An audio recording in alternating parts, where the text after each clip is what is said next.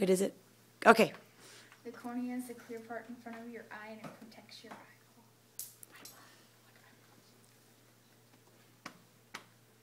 Bum bum be dum bum bum be dum bum bum bum be dum bum bum be dum bum bum bum be dum bum bum be dum bum bum bum be dum bum bum be dum bum. Cornea is transparent, has a shiny surface, 0.5 millimeter thick, keeps your eyes protected. It's in your life, it's in your head, bullshit like it says. I can see clearly, yeah. It helps you with your sight, it's got 5 layers. You can see out your eyes even clearer. It connects to your mind and helps you see things. You can see light even better. Oh, yes, you can see the light.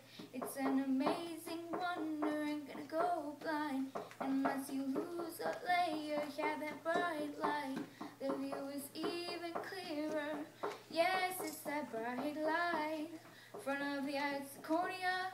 It's like the darkness is the light. The cornea.